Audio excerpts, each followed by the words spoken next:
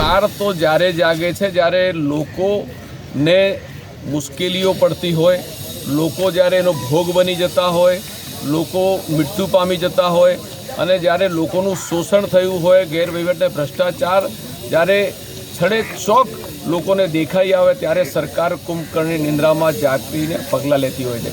આજે મારે દુઃખ સાથે કહેવું છે કે હોસ્પિટલો એક સેવાનું કેમ્પ છે। માનવીય અભિગમ રાખીને જ્યારે હોસ્પિટલમાં કોઈપણ દર્દી આવતો હોય ત્યારે એને એક માનવતાના અભિગમ સાથે એની સારી સારવાર થાય, સારી ટ્રીટમેન્ટ મળે અને એને જેટલી વધારે સહાય મળી શકે હોસ્પિટલ તરફથી મળવી જોઈએ। પણ અત્યારે જે હોસ્પિટલોની અંદર પણ જે કોર્પોરેટ ગ્રુપ અને મલ્ટી સ્પેશિયલ જે હોસ્પિટલો બની ગઈ છે એ માત્ર જેમ કોઈ ઉદ્યોગ અને વેપાર કરવાનું એક સાધન બની ગયું હોય, સેવાનું સાધન નહીં, ઉદ્યોગ અને વેપારનું સાધન બની ગયું હોય એ રીતે આજે જે ગુજરાતની અંદર જે ખાનગી હોસ્પિટલોની અંદર મલ્ટી સ્પેશિયલ હોસ્પિટલની જે ખુલ્લેઆમ જે લૂંટ ચાલી રહી છે, હું માનું છું આ રાજ અને રાષ્ટ્ર અને આ સમાજ માટે કલંકિત ઘટના છે। આવી ઘટના ના બનવી જોઈએ અને બીજી પણ આવી જે હોસ્પિટલો છે ત્યાં ગુજરાત સરકારે સ્પેશિયલ વિજિલન્સ ટીમ બનાવીને તમામ હોસ્પિટલો ઉપર આવી જગ્યા ઉપર જ્યાં ક્રિટિકલ કેરના જે ઓપરેશન થતા હોય, વેન્ટિલેટરોનો વધારે ઉપયોગ થતા હોય, કારણ વગરની MRI અને બીજા ટેસ્ટિંગો થતા હોય, એવા અનેક રીતે લોકોનું શોષણ થાય છે। અને હવે તો મેડિકલ હોસ્પિટલોમાં જાઓ એટલે પહેલાં પૂછે તમારી પાસે આયુષ્માન કાર્ડ છે, તમારી પાસે ઇન્સ્યોરન્સ છે, એટલે ફટાફટ જે પણ પેશન્ટને જરૂરિયાત ના હોય, જરૂરિયાત વગરના કારણ વગરના ટેસ્ટો કરાવવામાં આવે, રિપોર્ટો કરાવવામાં આવે, ના ઓપરેશન કરો તો ઓપરેશન કરી દેવામાં આવે। એટલે આજે ગુજરાતનું નામ કલંકિત થઈ રહ્યું છે। બીજા રાજ્યોના પણ લોકો, રાજસ્થાન, મધ્યપ્રદેશ અને બીજા રાજ્યોના લોકો પણ આજે અમદાવાદમાં સારવાર લેવા આવતા હોય છે। ઘણા સારા ડૉક્ટરો પણ છે, ઘણી સારી હોસ્પિટલો પણ છે, પણ આવા થોડાક લોકોના કારણે રાજ્ય અને પ્રદેશ બદનામ થઈ રહ્યું છે। એના ઉપર કડકમાં કડક પગલાં લેવા જોઈએ। देखिए, इसमें आरोपी जो है वो सेम ही है।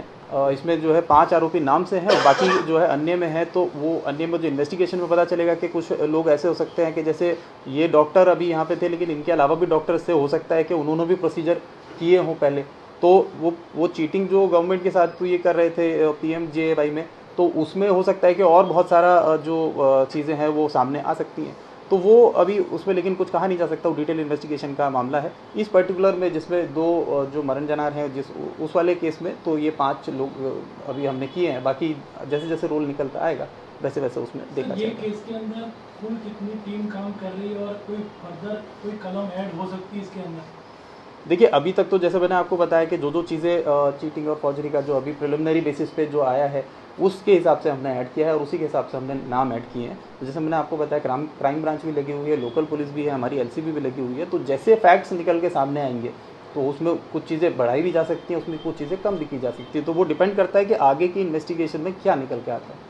तो हो सकता है कि इसमें और बहुत सारी चीज़ें निकल के आएँ, या हो सकता है कि जो अभी दिख रहा है उसमें जो है कुछ और एंगल हो, तो वो उसमें भी कुछ कहा नहीं जा सकता। वो चीज़ें जब निकल के आएंगी, जब पूछताछ होगी, आरोपी को लेके आएंगे, फिर वो बताएंगे तो थोड़ा आगे पता चलेगा। प्रशांत का क्या बताना है, कितने पैसे उसको मिल रहे थे?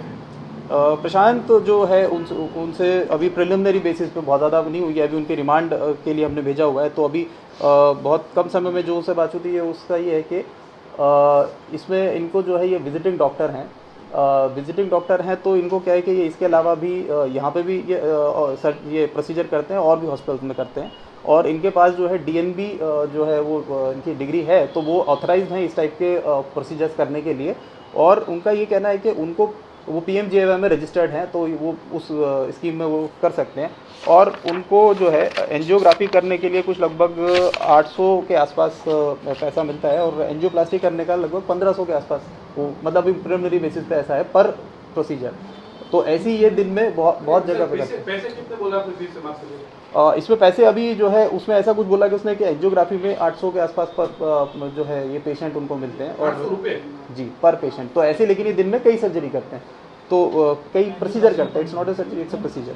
बाकी एंजियोप्लास्टी में भी कुछ उनका अमाउंट है, वो अभी हमें एग्जैक्टली उनसे हमने पता नहीं किया है। तो ये अभी जांच का मामला है कि उसमें टोटल वो कितने करते थे, और वो क्योंकि सिर्फ एक ही हॉस्पिटल में नहीं करते थे, वो जगह जगह पे करते थे। उनको कोर्ट में पेश किया है, कितना दिन का रिमांड? अभी कोर्ट में उनको भेजा है तो 1 हफ्ते का रिमांड उनसे मिला है। तो हमने तो ज़्यादा का मांगा था, लेकिन कोर्ट ने हमें 7 दिन का दिया। और कार्तिक को लाने के लिए जी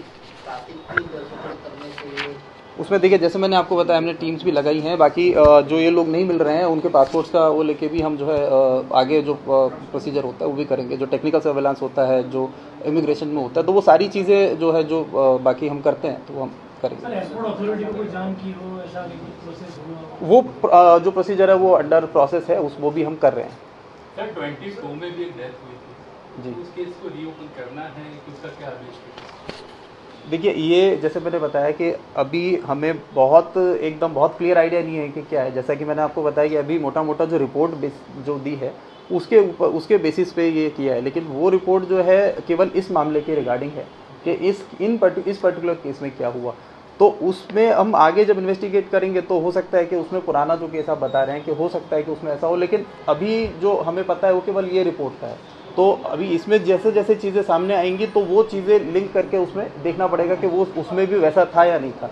तो ज़रूरी नहीं है कि जो पुराना आप बता रहे हैं कि वो इससे रिलेटेड ही हो या वो सेम चीज़ हो, लेकिन उसको नकारा भी नहीं जा सकता। तो मैं ये बोलूँगा कि जैसे इसमें पता चलेगा कि क्या इसमें होता था, उसके बेसिस पे हम उसको रिलेट कर सकते हैं कि उसमें क्या हुआ होता। सर प्रशासन कितने टाइम से जुड़ा हुआ था, कब से उनके साथ हॉस्पिटल से जुड़ा था और कहाँ पे और जाता था? देखिए इसमें बहुत ज़्यादा डिटेल्स तो अभी हमारे पास नहीं है, बट ये है कि कम से कम 3-4 साल से वो वहाँ पे आके विजिटिंग डॉक्टर तरीके काम करता था। कैंप में जाता था?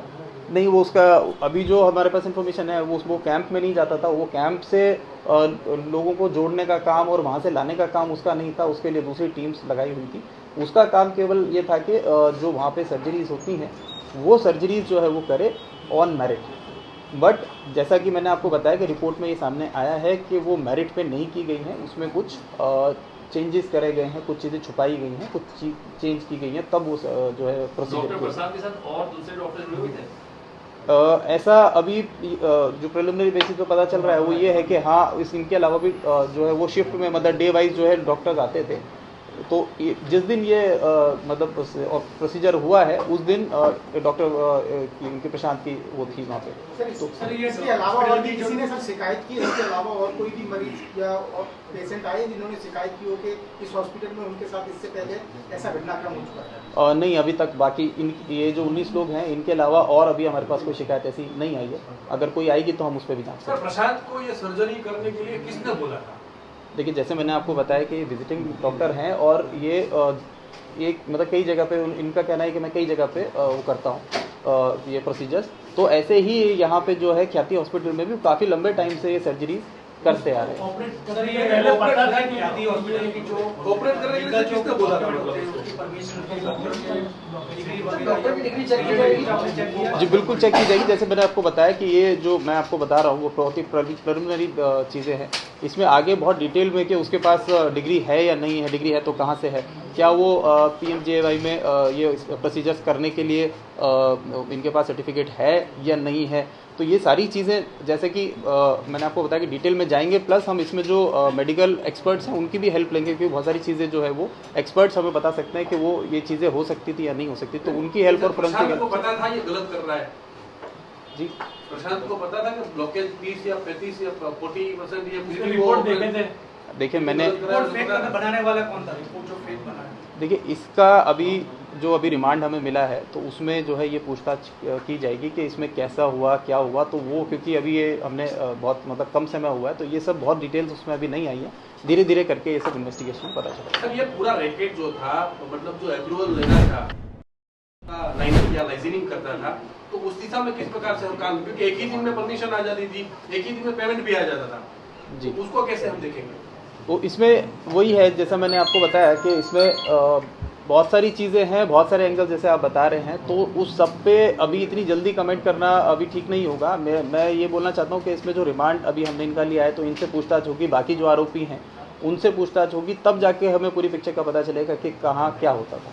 सर ये कैंप के लिए उन्होंने कोई परमिशन नहीं ली थी, कड़ी में भी और डॉक्टर के हॉस्पिटल में भी कुछ प्रोसीजर नहीं हुआ था, इसके बारे में कुछ जानकारी मिला? देखिए, मैंने अभी बोला कि बहुत ही प्रिलिमिनरी स्टेज है, अभी बहुत कम टाइम हुआ है, तो अभी हमें पूछताछ उतना नहीं आगे बढ़ पाई है। तो वो धीरे धीरे जैसे हमारा टाइम होगा और जैसे पूछताछ पड़ेगी, उस चीज़ में बहुत सारी चीज़ें क्लियर होंगी कि वो परमिशन ली गई थी या नहीं ली गई थी। परमिशन ली गई थी तो किस चीज़ की ली गई थी, तो वहाँ से यहाँ लाने के लिए क्या प्रोसीजर होता है, तो वो सारी चीज़ें करने में थोड़ा सा अभी हमें समय लगेगा।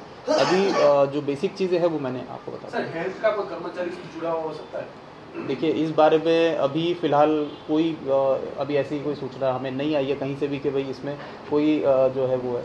बाकी मैंने आपको बताया कि ऐसा कुछ भी एंगल जो आप बोल रहे हैं वो केवल इन्वेस्टिगेशन के बाद ही बोला जा सकता है। अभी तक ऐसी कोई सूचना नहीं है। सर प्रसाद हाथ में आया तो भी रिमांड्स के लिए क्या क्या ग्राउंड रखे कि जिसमें आगे जाके कुछ नया मिले?